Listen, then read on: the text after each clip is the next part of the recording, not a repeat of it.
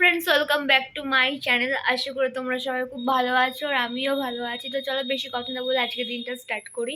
আর আগের ব্লগে তো বলেছিলাম মা বাপি এসেছিলো, তো মা বাপিকে দিয়ে এসে আমি তো বিশাল একটা ঘুম দিয়ে নিয়েছি, কারণ প্রচণ্ড টায়ার্ড লাগছিল আর ঘুমও পেয়ে গেছিলো। তো যাই হোক, এখন ঘুম থেকে উঠলাম, এখন 7:30 বাজে। সেই আমি 4টে থেকে ঘুমাচ্ছি, সন্তু আমাকে ডাকে উনি।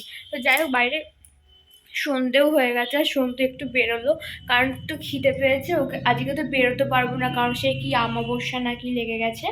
তো সন্তু বেরোলো সিঙ্গারা আনতে, সিঙ্গারা মুড়ি খাবো, তো সেই জন্য। তো চলো, আমি ভাবলাম বসেই আছি ফালতু ফালতু, তো ব্লগিংটা স্টার্টই করি। তো আমি এখন থেকে আবার চালু করলাম। তো চলো দেখতে থাকো এই ব্লগে আমি কী কী করি। আশা করি ভালোই লাগবে তোমাদের, তো কেউ স্ক্রিপ্ট না করে দেখতে থাকো। এই যে সন্তু বেরিয়ে সিঙ্গারা নিয়ে এসছে আর মুড়ি নিয়ে এসছে। আজকে বলেছিলাম অল্প করেই আনতে, তো আমি সিঙ্গারা মুড়ি খেয়ে আবার নিচে চলে গেলাম। এখানে আলু ডিম ভুজিয়া করব রাত্রে খাবার খাওয়ার জন্য। তো সেই জন্য আমি চলে এসেছি রান্নাঘরে। রাতে খাওয়া দাওয়া কমপ্লিট হয়ে গেছে আর এখন আমি বিছানা করবো, বিছানা করে শুয়ে পড়বো। আর সন্তু গেছে নিচে, সব কিছু ঠিকঠাক করে আমার গেট টেট আটকানোর জন্য। তো ও আসলে সেগুলো আমি বিছানাটা করে নিই।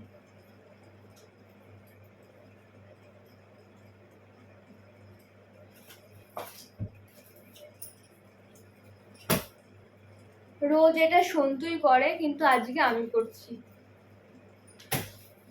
গুড মর্নিং সবাইকে। তো সবে ঘুম থেকে উঠলাম আর আজকে অনেকটা লেট হয়ে গেছে। আমি অনেক দিন পরে আবার এত লেট করে ঘুম থেকে উঠলাম, এখন 11টা বেজে গেছে। তো যাই হোক, এখন একটু ব্রাশ করে নেব। তারপরে জোজো আবার গেল হচ্ছে মিষ্টির দোকান থেকে পরোটা আনতে। কারণ হচ্ছে আমরা তো যে কোনো দোকানেরটা খেতে পারি, কিন্তু শাশুড়ি মা তো খাবেন না, কারণ উনি নিরামিষ খায়। ওই জন্য মিষ্টির দোকানে গেল হচ্ছে পরোটা নিয়ে আসার জন্য। তো দেখি আজকে হয়তো আবার ওই বাড়িতে চলে যেতে পারি, হয়তো কলকাতায় যাবে আজকে।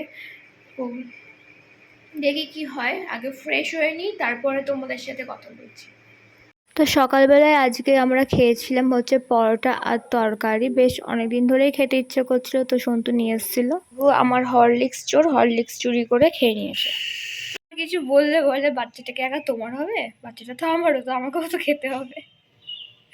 তো যাই হোক, রোজকারের কাহিনী, হরলিক্স চুরি।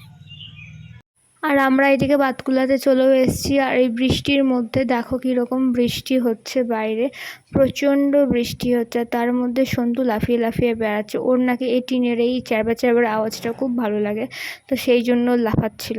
আর এই রকম বৃষ্টি অনেকদিন পরেই হলো, পুরো সাদা হয়ে গেছিলো বাইরেটা। সন্তু কীরকম লাফাচ্ছে দেখো, লাফিয়েই যাচ্ছে একভাবে এরকম বৃষ্টি দেখে। আর আমার খুব মজাও লাগছিল লাফানো দেখে।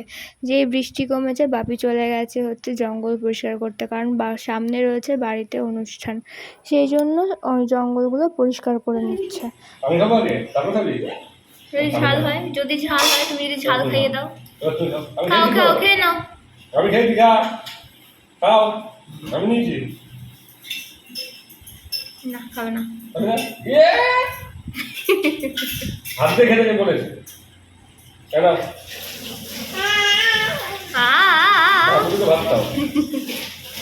ভাত খাচ্ছ? পিমসের সাথে ভাত খাচ্ছ তুমি?